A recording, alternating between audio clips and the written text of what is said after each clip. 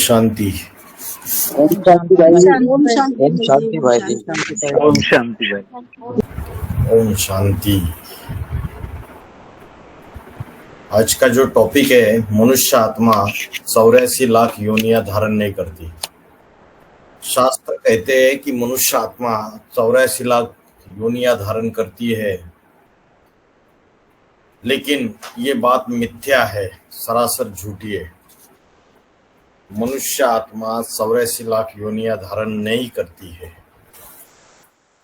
तो इस बात को आज हम देखेंगे भगवत गीता के श्लोकों के आधार से कि कैसे ये बात झूठी साबित हो जाती है कि मनुष्य आत्मा ये अनेक योनियों में नहीं जाती है, प्राणियों के योनियों में नहीं जाती है, जीव जंतुओं के योनियों में नहीं जाती है, पशु पक्षियों के योनियों में नहीं जाता है, जबकि मनुष्य आत्मा सिर्फ मनुष्य का ही जन्म लेती है। जैसे मिसाल दिया है कि जब बीज बोया जाता है तो जैसा बीज बोते हैं वैसा ही वृक्ष बनता है। आम का बीज बोएंगे तो आम का ही वृक्ष आएगा, और गेहूं का बीज बोएंगे तो गेहूं ही आएगा, उससे चावल नहीं बन सकता। आम बोएंगे तो उससे केला नहीं आएगा। तो जो जैसा बीज है वैसा ही उसका फल होता है। एक ही बीज बार बार बोएंगे, जैसे किसानों को जाकर पूछेंगे तो किसान भी बोलते हैं कि एक ही बीज को बार बार बोएंगे तो उसकी शक्ति कम हो जाती है, लेकिन क्या उसकी जाति बदल सकती है? लेकिन उसकी जाति नहीं बदल सकती। मतलब गेहूं का बीज है, वो बार बार बोने से उसकी शक्ति कम हो जाएगी, उसकी जाति मतलब चावल नहीं बनेगा। तो जैसा बीज है वैसा वृक्ष होता है। तो मनुष्य आत्मा रूपी अगर बीज है तो हम कैसे बोल सकते हैं कि मनुष्य आत्मा पशु पक्षी कीड़ा मूंगी जीव जंतु सभी प्राणी इनमें जन्म ले सकता है? क्योंकि मनुष्य आत्मा जो है वो मनुष्य आत्मा मन और बुद्धि प्रधान है। मनुष्य कहा ही उसको जाता है जिसका मन चलायमान है, जो मनन चिंतन मंथन करता है। तो मन और बुद्धि की प्रधानता है, और पशु पक्षी प्राणी जीव जंतु उनको मनुष्य जैसी मन बुद्धि की प्रधानता इतनी ज्यादा नहीं है। मनुष्य की कॉन्शियस लेवल सबसे ज्यादा है, उसकी जो चैतन्यता है वो सबसे ज्यादा है, और जीव जंतु प्राणियों में मन बुद्धि की चैतन्यता जितनी मनुष्य में उतनी नहीं। तो मनुष्य आत्मा का बीज जो है वो कैसे किसी दूसरे प्राणी पशु पक्षी इनका जन्म ले सकता है, इनकी योनि में जा सकता है? मुस्लिम धर्म में अगर देखेंगे तो बोलते हैं रूह, और क्रिश्चियन धर्म में बोलते हैं स्पिरिट। साइंस में उसे कहते हैं एनर्जी। ये दुनिया दो ही चीजों से बनी हुई है, मैटर और एनर्जी। मैटर माना प्रकृति और एनर्जी माना पुरुष आत्मा, चाहे पुरुष को हो उसको, चाहे आत्मा को हो। पुरुष का अर्थ है शरीर रूपी पुरी में शयन करने वाली। तो शरीर रूपी पुरी में शयन करने वाली आत्मा है। तो आत्मा माना एनर्जी है, और एनर्जी का सिद्धांत है कि एनर्जी कभी भी क्रिएट नहीं की जा सकती, ना ही डिस्ट्रॉय की जा सकती है। मतलब वो आदि अनादि है, ना बनाई बच जाती है, ना उसका विनाश किया जाता है। शाश्वत है वो, उसका कभी विनाश नहीं होता है। वैसे ही आत्मा जो है उसका कभी भी विनाश नहीं होता है। तो आत्मा का, मनुष्य आत्मा का कभी भी विनाश नहीं होता है, और वो एक शरीर छोड़ के दूसरा शरीर धारण करती है, तो मनुष्य आत्मा रूपी जो बीज है वो मनुष्य का ही शरीर ले लेगा।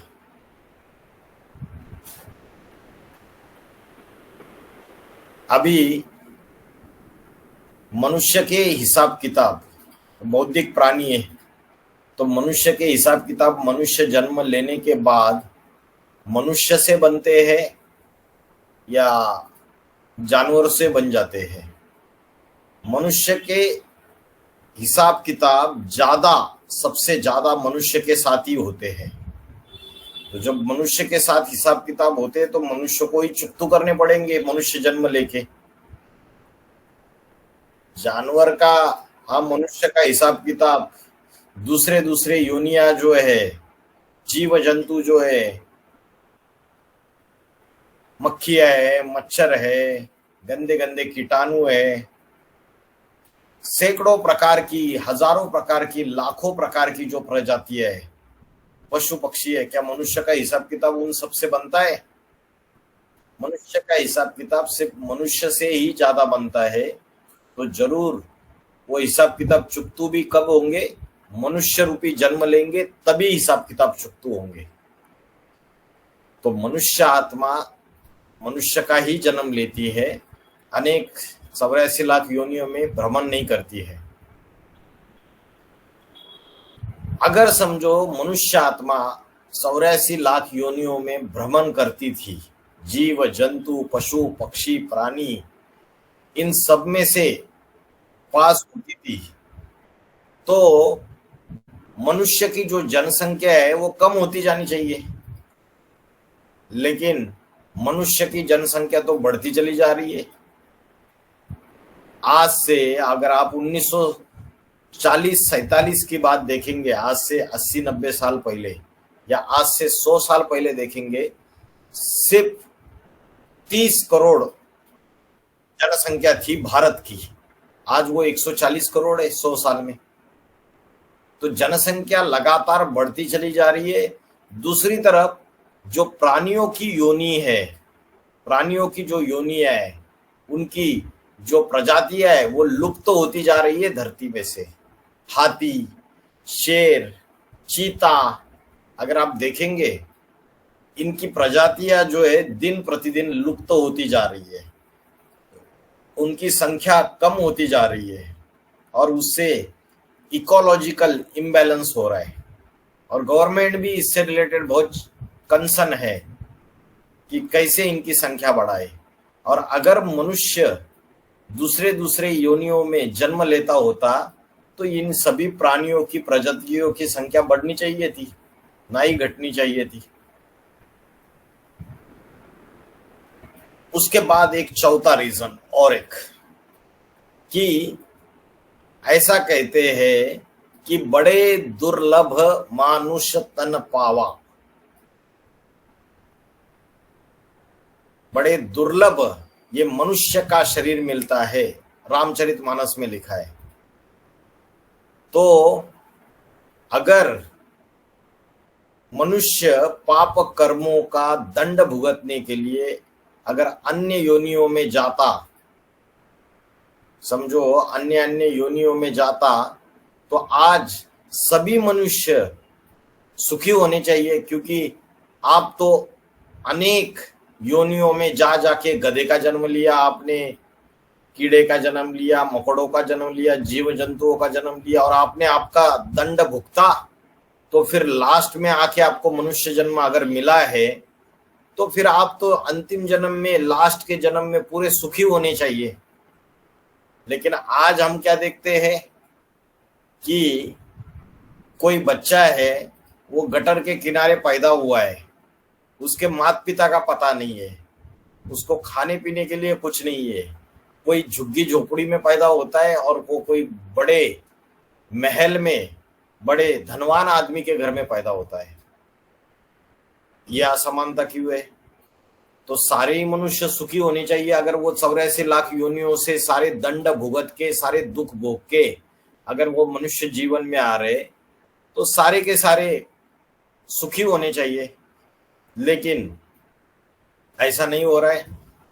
मनुष्य क्या कर रहा है, गधे की तरह भार वहन कर रहा है। गधा होता है ना, उसके ऊपर कितना भी लोड डालो, गधे का काम है, मालिक ने बोला ये जो बोरिया है अनाज की ये इधर से उधर लेके जाओ। तो मनुष्य भी गधे जैसा आज कर्म कर रहा है। बोलते हैं ना कि अरे तेरी अकल क्या घास खाने के लिए गई थी, तू क्या गधा है क्या? जैसे गधे को अकल नहीं होती है, वैसे मनुष्य अगर अपनी बुद्धि का इस्तेमाल नहीं करता तो गधे जैसा कर्म करता है। और मनुष्य जो है शेर की तरह खूंखार हो रहा है, हिंसक हो रहा है, और कीड़े मकोड़े की तरह एक दूसरे के लिए दुखदाई बन रहे हैं। इसलिए ये साबित होता है बात कि मनुष्य जो है वो मनुष्य योनि में ही रह के अपने पापों का दंड भोगता है। अगर बड़े दुर्लभ मानुष तन पावा तो सुखी होना चाहिए भाई। सारे दंड भुगत भुगत के आपको अंतिम जन्म मिला तो पूरा सुख मिलना चाहिए था। लेकिन मनुष्य क्या करता है, मनुष्य जन्म लेते हुए गधे जैसे, शेर जैसे खूंखार, कीड़े मकोड़ों की तरह दूसरों को दुख देने के कर्म करता है। तो मनुष्य होते हुए जानवर जैसे जो कर्म करता है, जैसे बाबा बोलते हैं कामी कुत्ता, कुत्ते की पूंछ 12 साल डंडे से बांधी जाए फिर भी टेढ़ी की टेढ़ी रहती है, वैसे मनुष्य होते हुए वो कामी कुत्ते जैसे कर्म करता है, काम विकार के जैसे, महाकामी जैसे कर्म करता है। जैसे बिल्ली होती है, बिल्ली का संस्कार क्या होता है, झगड़ालू, बार झगड़ा झगड़ा करेगी, लड़ाई लड़ेगी। तो ऐसे बिल्ली जैसे संस्कार वाले मनुष्य भी है, स्त्रियां भी है। तो मनुष्य होते हुए भी जो जानवर जैसे हम कर्म करते हैं, उसके लिए क्या बोला कि मनुष्य 84 लाख योनियों में जा रहे। ऐसी भ्रांति फैला दी, ऐसा मिथ्या ज्ञान दे दिया, इसमें कोई सच्चाई नहीं है। मनुष्य जन्म होते हुए जानवर जैसे कर्म करता है, इसलिए ऐसी बात कवियों ने बोली है, शास्त्रकारों ने बोली है, लेकिन हमने उसके गहरे अर्थ को समझा नहीं और हम उसके स्थूल बात में फंस गए। हमें लगा सच में 84 लाख योनियों में से जाता है। एक साइंटिस्ट हुए डार्विन, ये वेस्टर्न कंट्रीज में एक डार्विन नाम के साइंटिस्ट है, उन्होंने एक थ्योरी लाई थी। उन्होंने बोला कि मनुष्य पहले बंदर था और बंदर से वो फिर धीरे धीरे उसका इवोल्यूशन होता गया और फिर वो मनुष्य बना। ऐसी थ्योरी उन्होंने बताई। उसके लिए कुछ कुछ अपने अपने प्रूफ प्रमाण दे दिए अपने अपनी बुद्धि से। तो अगर ये थ्योरी सच्ची है, मनुष्य के पूर्वज अगर बंदर थे, तो जो दुनिया में बाकी के जो इतने सारे बंदर है आज की तारीख में, वो सारे के सारे बंदर मनुष्य क्यों नहीं बने? आज भी हमको बंदर देखने में आते, ये मनुष्य क्यों नहीं बने? बाकी बंदर भी मनुष्य बनने चाहिए थी। और बंदरों की जाति विकसित होती गई, है ना, लेकिन सभी बंदर मनुष्य नहीं बने। लेकिन हमारे शास्त्र दूसरी तरफ क्या बोलते हैं कि सृष्टि की शुरुआत किससे हुई? बोला मनु और शत्रुपा। मनु ने अपनी नवैया में 108 बीज चुन लिए। यहां भी गलत व्याख्या कर देते हैं, वो बोलते हैं 108 बीज माना 108 प्राणियों के जाति, अलग अलग जातियां। 108 प्राणी पशु पक्षी की बात नहीं, ये 108 मनुष्य आत्माओं की बात है।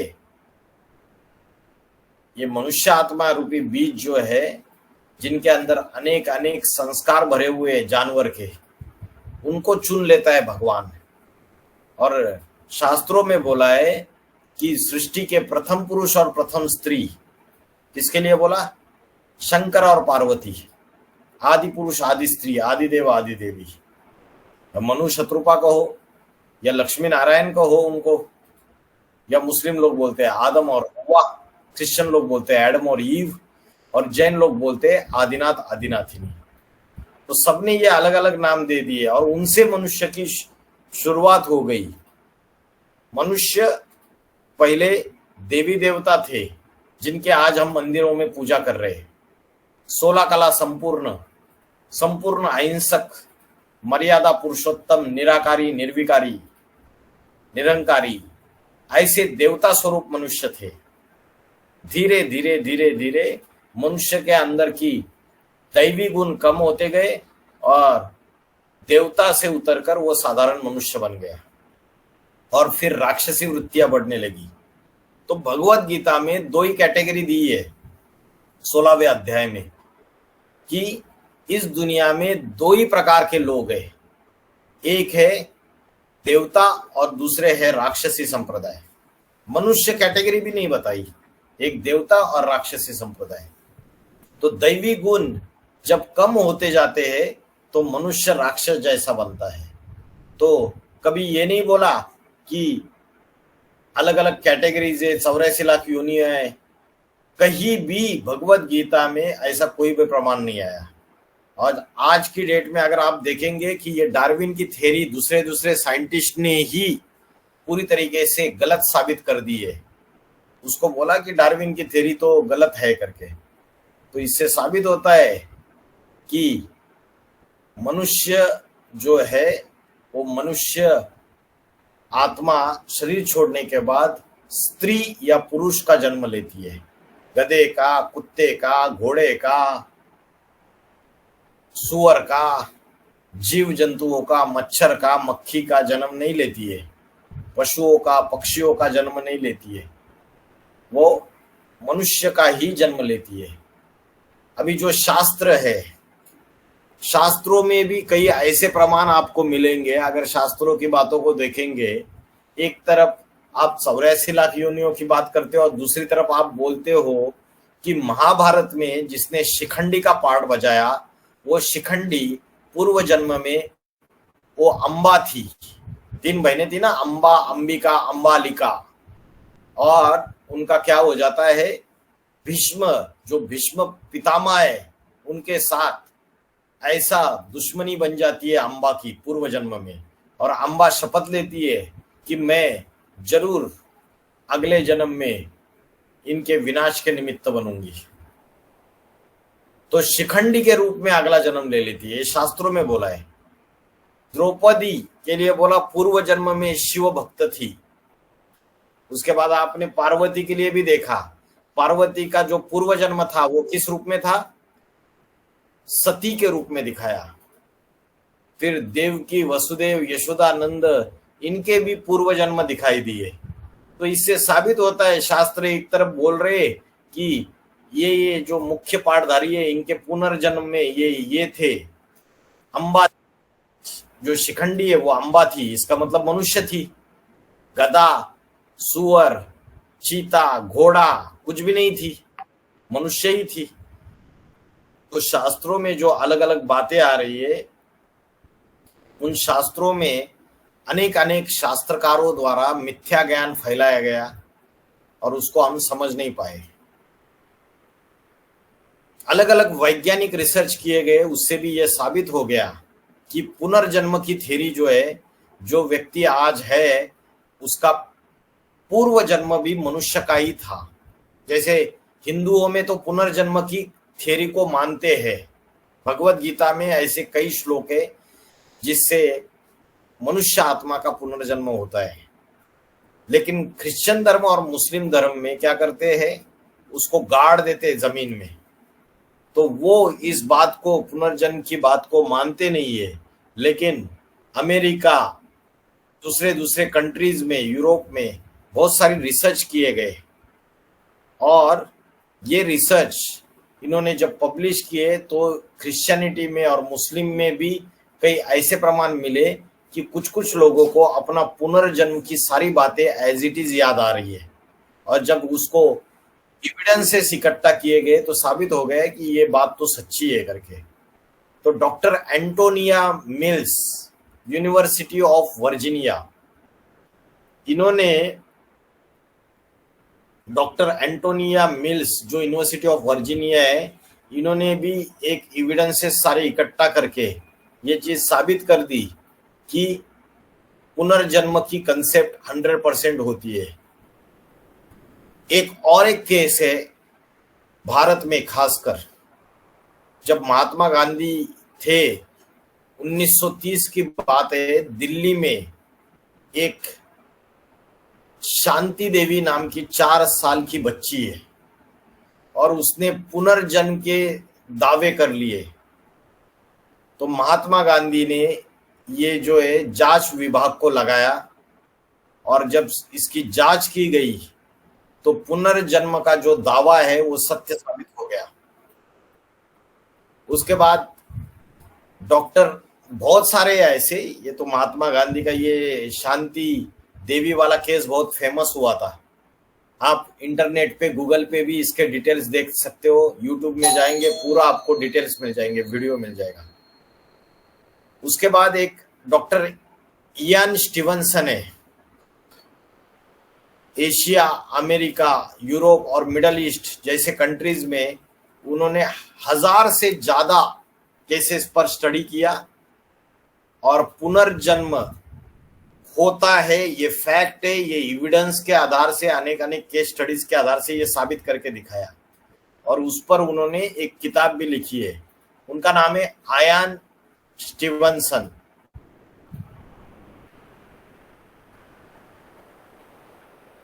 तो श्रीमद् भगवद गीता में अनेक श्लोक आया है जिन श्लोकों से यह साबित होता है कि अर्जुन को भगवान बोलते हैं तू अपने पिछले जन्मों के बारे में कुछ भी नहीं जानता है। तो अनेक श्लोकों में ये बातें साबित हो जाती है। हम श्लोक नंबरवार श्लोक हम देखते जाएंगे। उसके पहले हम और कोई बातें देखते हैं कि आज अगर आप देखेंगे कि गरीब लोग, उनको खाना नहीं मिल रहा है, पीने के लिए पानी नहीं मिल रहा है, खाने के लिए रोटी नहीं मिल रही है। आप जाएंगे कुछ राज्यों में, अफ्रीका में इतनी गरीबी है, भीख मांग रहे लोग, और हम बोलते हैं कि 84 लाख योनियों में गुजर के मनुष्य जन्म पाया है। जबकि आज की तारीख में अगर आप देखेंगे कि कुत्ते जो है वो कुत्तों को बढ़िया बढ़िया टेबल पे बिठा के बढ़िया बढ़िया खाना दिया जाता है, उनको बढ़िया बढ़िया कार में घुमाया जाता है। तो बड़े दुर्लभ मानुष्य तन पावा, ये थ्योरी झूठी हो जाती है कि सारे 84 लाख योनियों से सजा खाकर आप अंतिम जन्म में मनुष्य बन गए। तो ये बात झूठी साबित हो जाती है, ये सिद्धांत गलत साबित हो जाता है। तो मनुष्य योनि को 84 लाख योनियां तो है, लेकिन मनुष्य आत्मा उसमें जन्म नहीं लेती है। मनुष्य योनि को दूसरों के तुलना में सर्वश्रेष्ठ माना गया है। ऐसी क्या चीज है सर्वश्रेष्ठ, पहले भी मैंने बताया। तो मनुष्य आत्मा के अंदर क्या है, बुद्धि प्रदान है वो, और बुद्धि की वजह से इस रंगमंच का वो मुख्य एक्टर है। तो परमात्मा ने ये जो ज्ञान दिया, ये मनुष्य को दिया। जब भगवत गीता का ज्ञान दिया गया, वो प्राणियों को दिया या मनुष्य को दिया? ये सारा का सारा ज्ञान मनुष्य को दिया गया।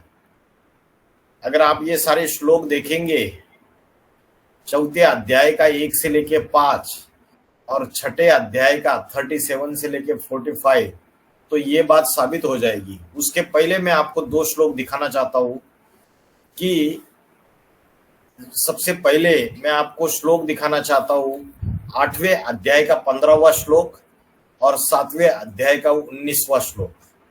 8वें अध्याय का जो 15वां श्लोक है, वो श्लोक सब लोग निकालिए, भगवत गीता की किताब 8वें अध्याय का 15वां श्लोक। तो जैसे भगवान ने अर्जुन को क्या ज्ञान दे दिया, नर से नारायण बनने का और नारी से लक्ष्मी बनने का ज्ञान दिया द्रौपदी को। तो बोला कि मनुष्य जीवन का लक्ष्य क्या है कि नर से नारायण बनना, या परम गति प्राप्त करना, या परम सिद्धि प्राप्त करने के लिए पुरुषार्थ करना, या नारायण का पद प्राप्त करने के लिए पुरुषार्थ करना। ये भगवत गीता में लक्ष्य दे दिया। लेकिन कभी ऐसा लक्ष्य नहीं दिया भगवत गीता में भगवान ने कि आपको दूसरे दूसरे योनियों में जाना पड़ सकता है, ऐसा लक्ष्य कभी भी नहीं दिया। तो सब लोग 8वां श्लोक 8वें अध्याय का 15वां श्लोक निकालिए।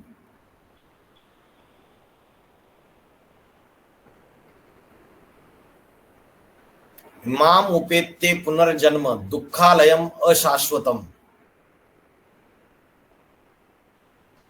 क्या बोला? माम उपेत्य पुनर्जन्म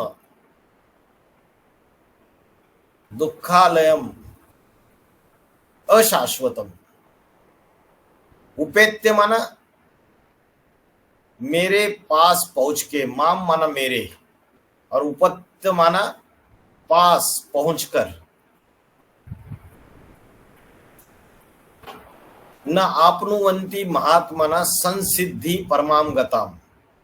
तो मेरे पास पहुंचकर परम गति प्राप्त हो जाएगी। और परम गति क्या है? वैकुंठवासी नारायण जैसे बन जाएंगे।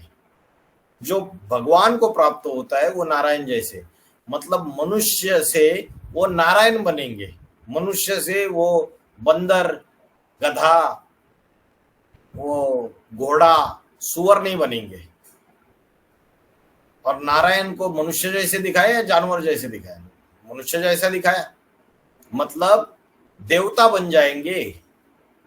माम उपत्य, मुझे, मेरे पास जो आएगा, जो मुझे प्राप्त होगा, वो परम गति को, संसिद्धि परमाम गताम, संपूर्ण सिद्धि की पहुंचकर वो परम गति को प्राप्त हो जाएंगे, नारायण पद प्राप्त कर लेंगे। लेकिन इस दुखधाम में, ये जो दुनिया है, दुखी दुनिया, कलयुगी या द्वापर युग को भी बोल सकते हैं आप, इसमें नहीं आएंगे। वो सीधे सीधे इस दुख में नहीं आएंगे, वो डायरेक्टली सतयुग त्रेतायुग रूपी स्वर्ग की दुनिया में जन्म लेंगे। तो इस श्लोक से क्या साबित होता है? इस श्लोक से यही बात साबित होती है कि उसके पास पहुंच सकता है और परम गति नारायण पद को प्राप्त कर सकता है।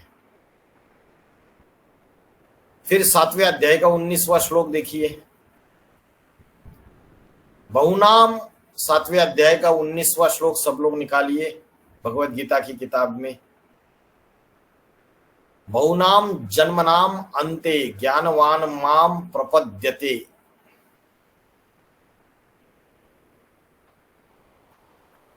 जो ज्ञानी है, बहुना मतलब अनेक जन्म, अनेक जन्मों के अंत में जो ज्ञानी है वो क्या करता है? मुझको ही पाता है, मतलब मुझे ही प्राप्त होता है। तो कभी ये बोला कि बहुत जन्मों के अंत में जाके फिर से 84 लाख योनियों में भ्रमण करता है, परमात्मा को प्राप्त होता है वो। ठीक है, तो इन 2 श्लोकों से ये बात साबित हो जाती है कि परमात्मा ने जो लक्ष्य दिया है नर से नारायण, वो लक्ष्य को प्राप्त हो जाते हैं। ऐसा नहीं कि अनेक अनेक जानवर, जीव जंतुओं की योनियों में जाते हैं। नर से नारायण बन सकता है मनुष्य, जो मनुष्य जीवन का लक्ष्य है। ए नर अर्जुन, तू ऐसी करनी कर कि नर से नारायण बन जा, और ए नारी द्रौपदी, तू ऐसी करनी कर कि नारी से लक्ष्मी बन जा।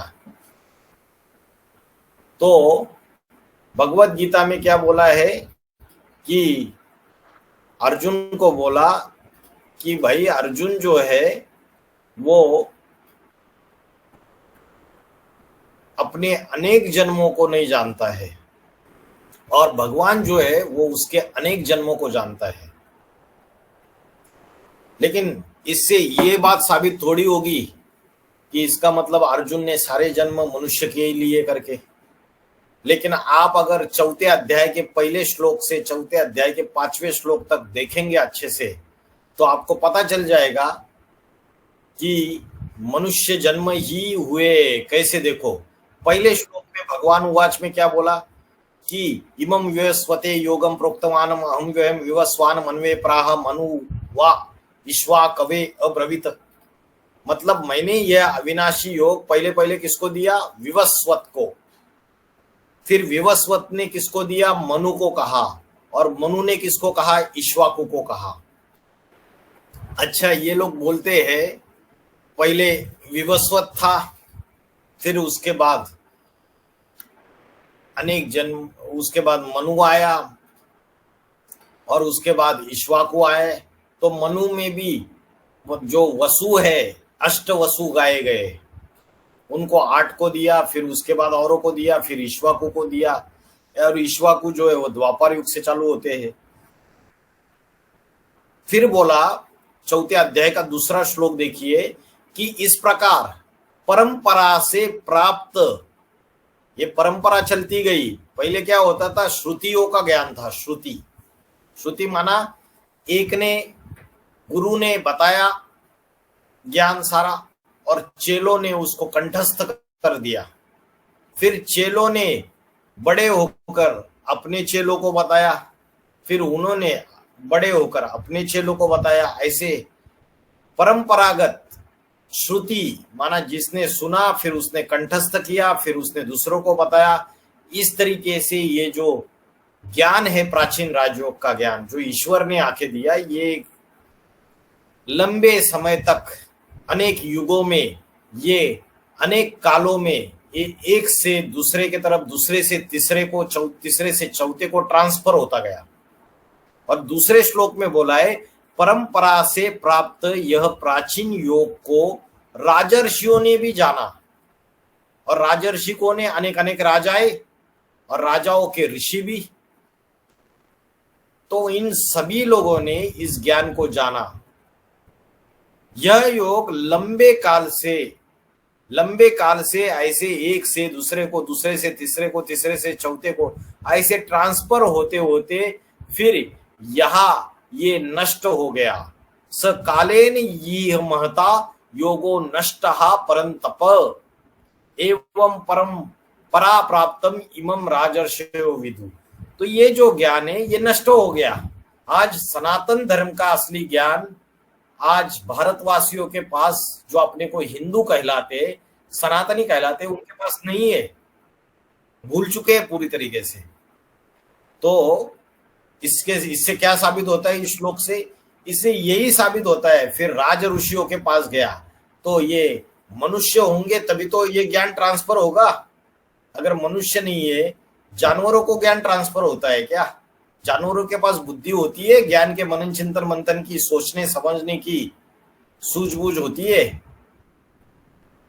तो बाद में ये धीरे धीरे ट्रांसफर होते होते नष्ट हो गया। फिर बोला कि इस कारण से ये प्राचीन योग मैंने आज तुझको कहा है, वही श्रेष्ठतम रहस्य है। और अनेक जन्मों के बाद जब परमात्मा जब फिर से इस धरती पर साधारण मनुष्य शरीर में अवतार लेते हैं, कलयुग के अंतिम समय में और सतयुग के शुरुआत में, जिसको कलयुग का अंत और सतयुग की शुरुआत, इन दोनों के बीच का संगम युग कहते हैं। इस समय जब भगवान आता है तो फिर से आत्माओं को, मनुष्य आत्माओं को, जो अर्जुन जैसे है, जिनका मन चंचल हो चुका है, जो द्वंद्व में फंसे हुए कि क्या करे क्या ना करे, तो ऐसे अर्जुन को फिर से आके परमात्मा ये प्राचीन योग फिर से सिखाता है, ये रहस्य बताता है।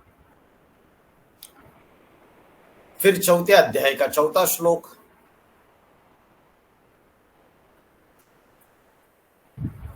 लेकिन अर्जुन बोलता है कि विवस्वत का जो जन्म हुआ है ये तो शुरुआत में हुआ था, पूर्व काल में हुआ था, ये कल्प की जब शुरुआत हुई थी, और आपका जन्म अभी हुआ है कलयुग के अंत में।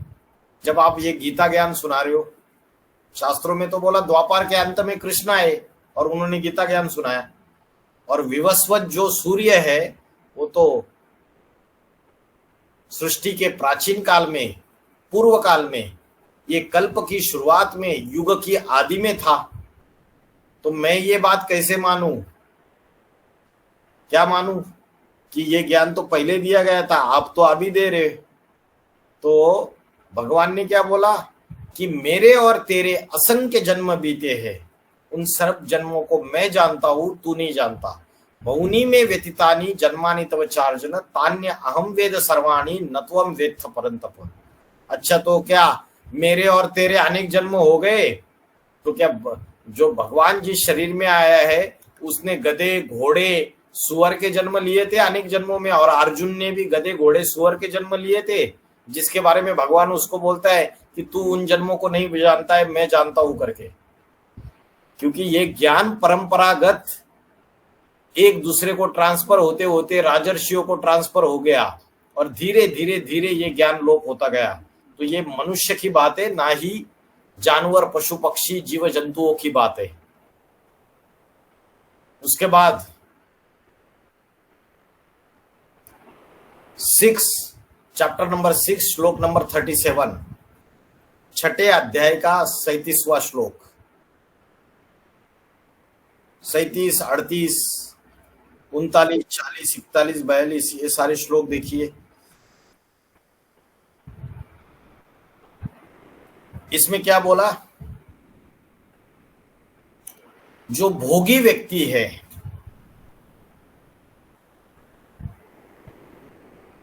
वो भोगी व्यक्ति कौन सी गति को प्राप्त होगा? जो भगवान आके जो राजयोग सिखा रहा है, उससे जिसका मन विचलित हो रहा है और भोगों के तरफ आकर्षित हो रहा है, सांसारिक भोगों में जिसकी बुद्धि जा रही है। आज जो अपने आप को पीबीकेस कहते हैं, प्रजापिता ब्रह्मा कुमार, प्रजापिता ब्रह्मा कुमारी, और जो ब्रह्मा कुमार कुमारी है, उनकी हालत क्या है आज की तारीख में? सांसारिक भोगों की तरफ ज्यादा बुद्धि जा रही है, या परमात्मा ने जो ज्ञान दिया है उसका मनन चिंतन मंथन ज्यादा चल रहा है? सांसारिक भोगों की तरफ ज्यादा बुद्धि जा रही है, बुद्धि विकारों से विचलित ज्यादा हो रही है। तो बोला कि ऐसों की गति क्या होती है? अर्जुन ने पूछा, गति क्या होती है? मतलब भाई, जब उनकी भ्रष्ट बुद्धि हो चुकी है, वो भोगी हो चुके हैं, तो उनका क्या हालत होगा? वो आगे चल के क्या जन्म लेंगे? कैसी गति होगी उनकी? क्योंकि शास्त्रों में बोला है अंत मते सो गते, अंतिम समय बुद्धि में जिसकी याद रहेगी वैसे ही गति प्राप्त होगी। अभी मुझे बताइए कि जीवन भर पुरुष अपने स्त्री से सुख भोगता है, तो मरते समय उसकी बुद्धि में उसकी स्त्री याद आती है, और स्त्री पुरुष के इंद्रिय से सुख भोगती है, तो मरते समय उसको अपना पति याद आता है। तो अंत मते सो गते, स्त्री को पुरुष का जन्म मिलता है, पुरुष को स्त्री का जन्म मिलता है अगला। तो बोला जो अयोगी भोगी व्यक्ति है, जिसका मन विचलित है, वो उसकी गति क्या होती है?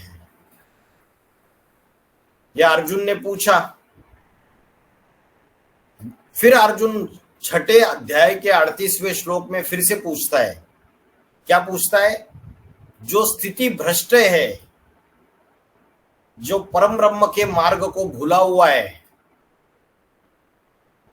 और पूरी तरीके से भ्रष्ट हो चुका है, ना ज्ञान का अभ्यास करता है, ना ठीक से मुरलियां सुनते हैं।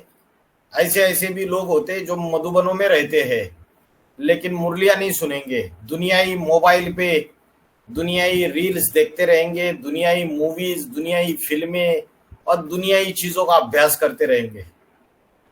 तो दोनों तरफ ऐसे भ्रष्ट हुए, अभ्यास भी नहीं है उनका ज्ञान का, और वैराग्य भी नहीं है, दुनिया में बुद्धि भागती रहती है। तो उसका क्या हाल होता है, यह अर्जुन ने पूछा। 37 नंबर श्लोक और 38 नंबर श्लोक, कि जिसका मन विचलित हुआ है, जिसकी स्थिति भ्रष्ट हुई है, जो भोगी हो चुका है, और जो पूरी तरीके से जिसकी बुद्धि भ्रष्ट हो चुकी है, ज्ञान में चलने के बावजूद उसकी क्या गति होगी? किस तरीके से वो जन्म लेगा।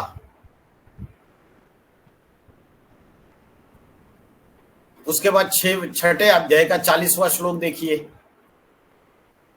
भगवान क्या जवाब देते हैं इसका। भगवान जवाब देते हैं अर्जुन को, ऐसा जो योगी जो आप कह रहे हो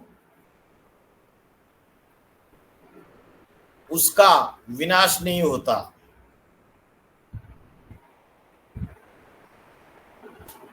जो भी भगवान के एक बार संतान बन गया तो वो पूरी तरीके से दुर्गति में नहीं जाता है, भगवान उसको फिर से अच्छे मार्ग में चलाएगा। तो जो योग भ्रष्ट व्यक्ति हो चुका है, छठे अध्याय का 41वां श्लोक में देखो, वो अनेक वर्षों तक साधारण प्रजा वर्ग में ही जन्म लेता रहेगा, क्योंकि योग भ्रष्ट हो गया तो जन्म कहाँ लेगा, प्रजा वर्ग में साधारण जन्म मिलेगा उसका, कोई बड़े राजा के घर में जन्म नहीं होगा उसका। पहले वो योग भ्रष्ट हुआ तो प्रजा वर्ग के इसमें जन्म लेगा और अनेक जन्म लेता रहेगा, और उसके बाद वो फिर पवित्र श्रीमंतों के घर में जन्म लेता है। श्रीमंत माना धनवान। तो भले वो योग भ्रष्ट हुआ, भोगों के तरफ गया, मन विचलित हुआ, लेकिन फिर भी भगवान की संतान बना हुआ है तो उसको सजा तो मिलेगी। पहले प्रजा के रूप में, प्रजा वर्ग के रूप में जन्म लेगा और बाद में पवित्र श्रीमंत के घर में जन्म लेता है, अथवा बुद्धिमान योगियों के कुल में ही पैदा होता है।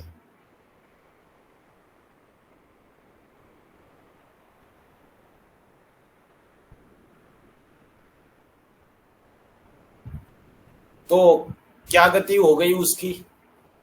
जरूरी थोड़ी है कि वो गधा बना, सुअर बना, शेर बना, चीता बना, कीड़ा मकोड़ा का जन्म लिया। नहीं, क्या जवाब दिया भगवान ने, अब भले क्या होगा उसका, साधारण प्रजा में जा सकता है और फिर बाद में अनेक जन्मों के बाद पवित्र श्रीमंतों के घर में जन्म लेता है। शुचनाम श्रीमंताम ये है योग भ्रष्ट अभिजायते। वो योग भ्रष्ट व्यक्ति जो है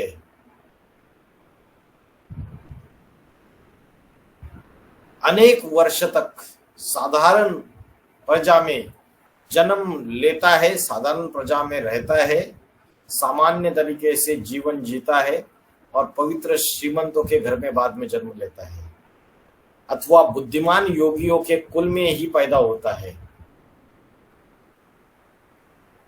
सबको नहीं मिल सकता ऐसा जन्म, कठिन है।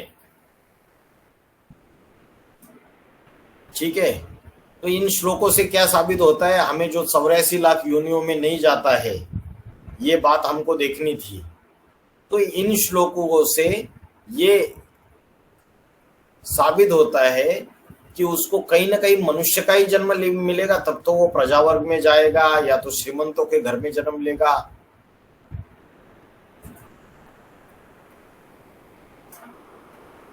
ये तो न कहीं साबित नहीं होता है कि वो गधा, घोड़ा, सुअर बन जाता है।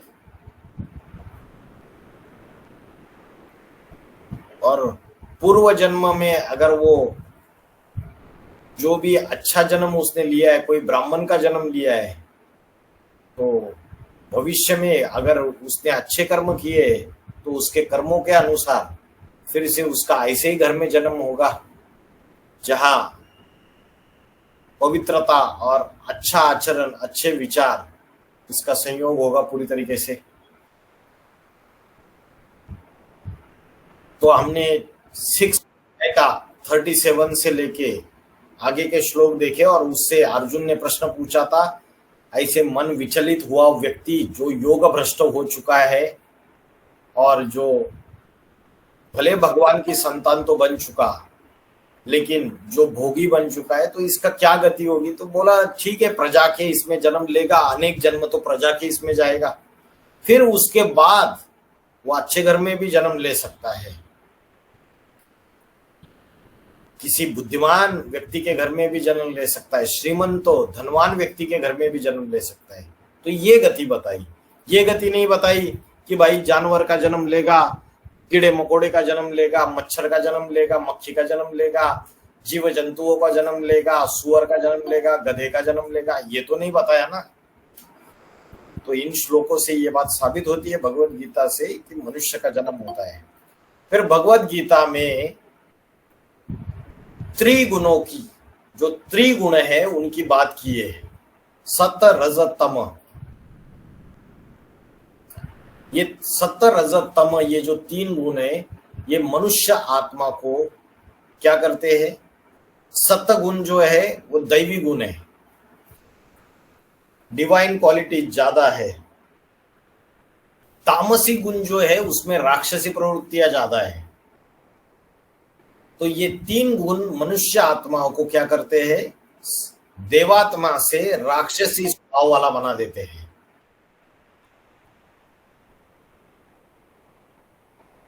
तो इन तीनों गुणों से मनुष्य आत्मा अनेक जन्मों में पसार होती रहती है।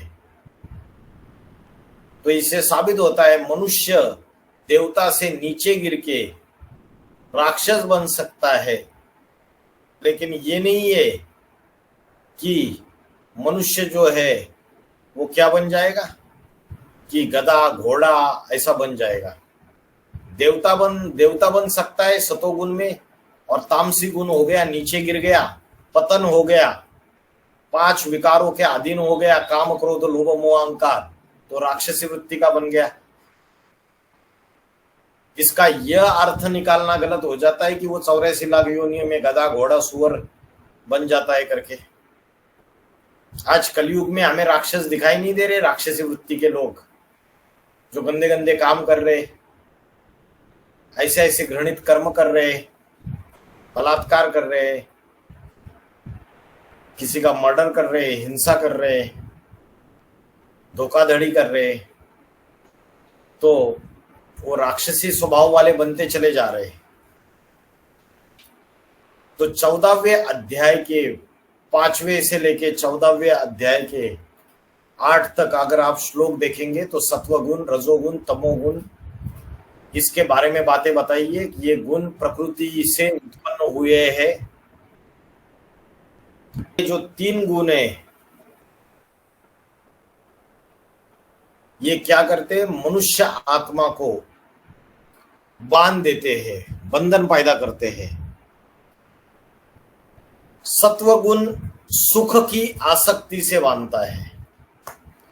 जो रजोगुण है वो लोभ और आसक्ति से उत्पन्न हुआ है।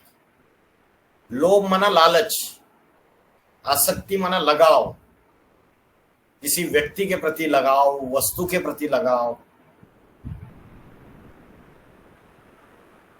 तो वो जो रजोगुण है वो लोभ और आसक्ति, लालच और लगाव, इन चीजों से उत्पन्न होता है। और आत्मा को क्या करता है?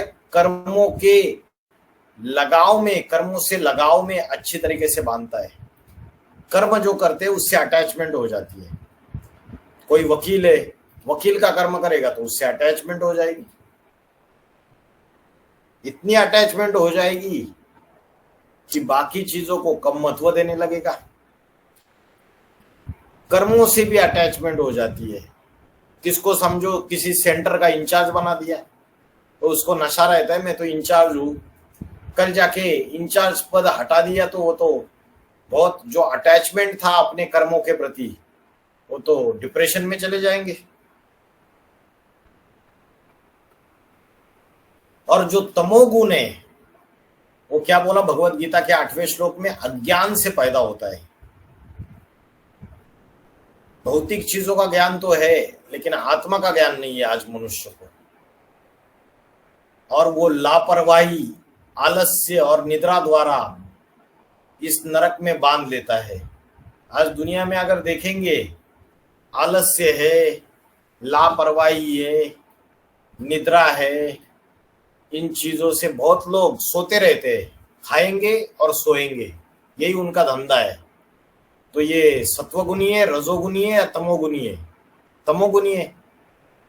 बाबा के घर में रहते, मधुबन में रहते, कोई ईश्वरीय सेवा नहीं करेंगे, खाएंगे पिएंगे और सोएंगे, तो सत्वगुणी है, रजोगुणी है, तमोगुणी है? तमोगुणी है। आलस्य से भरपूर है और लापरवाही। तो सत्वगुण, रजोगुण, तमोगुण, ये जो तीनों गुण है, इसमें धीरे धीरे मनुष्य के अंदर के दैवी गुण कम हो जाते हैं और मनुष्य के अंदर की राक्षसीय वृत्तियां बढ़ती चली जाती है। मनुष्य धीरे धीरे अपने कर्मों के प्रति आसक्त हो जाता है और फिर राक्षसी प्रवृत्तियां उसकी बन जाती है तमोगुण में। तो भगवत गीता में ये बताया कि मनुष्य सत्वगुण, रजोगुण और तामसी गुण से पसार होता है, और जब सत्वगुण में होता है तो देवी देवता सतयुग त्रेता युग में, राजसी गुण में द्वापर युग में बड़े बड़े राजाएं बनते हैं। राजाओं को इच्छा होती थी या नहीं? अपने कर्म के प्रति लगाव होता था या नहीं होता था? राजाएं चाहते थे कि अपने राज्य का विस्तार हो, तो उनको इच्छाएं बहुत सारी रहती थी। और कलयुग जो तामसी है उसमें राक्षसी वृत्तियां फैल जाती है पूरी तरीके से। तो मनुष्य इन चीजों से पसार होता है और इससे सुख और दुख भोगता है। तो आप ये श्लोक अच्छे से देखेंगे तो आपको पता चल जाएगा। तो कहीं भी भगवत गीता में ये नहीं बोला भाई कि मनुष्य जो है वो अनेक अनेक लाख 84 लाख योनियों में जाता है, जीव जंतु पशु पक्षी घोड़ा गधा सुअर शेर चीता बन जाता है। भगवत गीता तो ये बोल रही है कि सत्व, रजो और तामसी, इन तीन गुणों से मनुष्य आत्मा पसार होती है और धीरे धीरे अनेक जन्मों के बाद मनुष्य आत्मा राक्षसी जैसे कर्म करके पूरी तमोप्रधान होके राक्षसी वृत्ति की बन जाती है। फिर कलयुग के अंत में भगवान फिर से इस सृष्टि पे आते हैं और जो पापी मनुष्य जो है राक्षसी वृत्ति वाला, फिर से उसको आत्मा का ज्ञान देते हैं और फिर से उसको मनुष्य से देवता बना देते हैं। दैवी गुण उसके अंदर आ जाते हैं, तामसी गुणों का विनाश हो जाता है और सत्व गुण उसके अंदर तैयार हो जाता है। तो भगवान आके तमोगुण से सत्वगुणी बनाने के लिए आता है। ये कभी कहीं भी गीता में कि भगवान आके अनेक अनेक जो ज्ञान देता है या जो शिक्षा देता है गीता की, उससे अनेक अनेक प्राणियों के पशु पक्षियों के योनि में मनुष्य जन्म लेता है। ये कहीं भी नहीं बोला है। ये शास्त्रों में जो बातें बोली उसको अलग अलग तरीके से इंटरप्रेट कर दिया मनुष्य ने अपने अपने तरीके से, और वो सारी बातें सच बातें नहीं है। पद्म पुराण जो अनेक पुराण है उसमें से पद्म पुराण है, उस पद्म पुराण में ये बात बोली है कि ये जो 84 लाख योनियों का जो चक्र है इसके बारे में बात बोली है। 9 लाख बार जलचर, 20 लाख बार पेड़ पत्थर, 11 लाख बार कीड़े, 10 लाख बार पक्षी व 30 लाख बार पशु जन्म लेने के बाद मनुष्य जन्म मिलता है। ये पद्म पुराण में बोला है। तो शास्त्रों में ये जो बातें बोली है, पहले क्या आते वेद, वेदों में तो कहीं नहीं बोला 84 लाख योनियों का कोई जिक्र ही नहीं है। उपनिषद आते हैं उसके बाद, उपनिषदों में भी कोई जिक्र नहीं है। उसके बाद ये ज्ञान का विस्तार होते होते अनेक गुरुओं ने ढेर सारी अपनी अपनी व्याख्याएं की, अपने अपने तरीके से मतांतर फैलाए। तो उन्होंने क्या कर दिया, जब उनको सही पता नहीं था कि मनुष्य कितने जन्म लेता है, तो उन्होंने 84 लाख योनि का चक्र बता दिया। लेकिन भगवान शिव जब कलयुग के अंतिम समय में अवतार लेते हैं अति साधारण मनुष्य तन में, तो बोलते हैं मनुष्य आत्मा 84 लाख योनियों से नहीं गुजरती है, जबकि मनुष्य आत्मा ज्यादा से ज्यादा सिर्फ 84 जन्म लेती है। ज्यादा से ज्यादा 84 जन्म। जो देवी देवता बनने वाले हैं, जो पक्के पक्के सूर्यवंशी है, 16 कला संपूर्ण, वो पूरे 84 जन्म लेते हैं। कोई 83 वर्ष लेता है, 83 जन्म लेता है, कोई 82 लेता है, कोई 81 लेता है, कोई 80 जन्म लेता है, कोई सिर्फ 60 वर्ष लेगा, कोई 40 वर्ष लेगा। कोई 20 बर्थ लेगा, कोई 10 बर्थ लेगा, या कोई 1 बर्थ लेगा। तो मनुष्य आत्मा मनुष्य का ही जन्म लेती है और ज्यादा से ज्यादा पूरे 84 जन्म लेती है। उसका शास्त्रकारों ने अपने अपने तरीके से झूठी व्याख्याएं करते हुए ये बोल दिया कि 84 लाख योनियों से मनुष्य आत्मा गुजरती है। ये गलत तरीके से डेफिनेशन दे दिया। मुरली के पॉइंट्स, बाबा के मुरली के पॉइंट्स भी है। उन मुरलियों के पॉइंट से भी बाबा ने कई मुरलियों में इसके बारे में समझाया हुआ है। जब संगम युग में शिव बाबा आते हैं तो वो ये बात पहले क्लियर करते हैं कि मनुष्य आत्मा जो है वो 84 लाख योनियों से नहीं जाती है, जबकि सिर्फ और सिर्फ 84 जन्म लेती है। तो आप मुरली के पॉइंट्स अलग अलग अगर देखेंगे तो मुरली के पॉइंट्स में आपको कई पॉइंट्स ऐसे मिलेंगे जिसमें बाबा ने ये सारी चीजें जो मैंने अभी आपको बताई, ये सारी चीजें बाबा ने भी समझाई हुई है। वो आप उसका मनन चिंतन मंथन कीजिए और जब दूसरों को ज्ञान सुनाते हैं तो इन पॉइंट्स को कवर कीजिए सारे के सारे, क्योंकि लोगों को क्या है, शास्त्रों का उनके दिमाग में ऐसा भूसा भरा हुआ है कि जिसकी वजह से सहज सहज वो इन बातों को मानते नहीं है। जब हम क्या करेंगे, उनको प्रूफ प्रमाण सहित और लॉजिकल बात उनको अच्छे से बताएंगे, तब वो इन बातों को मान जाते हैं। वीसीडी नंबर 230 में बाबा ने बोला है कि 84 लाख योनियों में भ्रमण करने के बाद एक मनुष्य जन्म मिलता है। ये शास्त्रों में जो लिखी हुई बात है ये सरासर झूठ है। 84 जन्मों में आदि में श्रेष्ठ योनियां होती है और 84 जन्म में अंत में भ्रष्ट और निकृष्ट योनियां इस धरती पर बढ़ जाती है। 84 लाख और 84 का अनुपात निकालना पड़े तो हर जन्म में कितनी योनियां बढ़ जाती है। अगर उस हिसाब से देखा जाए तो सारी सृष्टि में अभी योनियों की संख्या 84 लाख है और मनुष्य आत्माएं अभी 84 लाख योनियां जैसा पाठ बजा रही है। कोई कामी कुत्ते जैसा पाठ बजा रहा है, कोई कीड़े मकोड़े जैसा दुख देने का पाठ बजा रहा है, कोई क्रोधी बिल्लो जैसा पाठ बजा रहा है। तो बाबा ने भी इसका क्लैरिफिकेशन अनेक मुरलियों में दिया है। आप अगर मनन चिंतन मंथन करेंगे तो आपको पता चल जाएगा। ठीक है।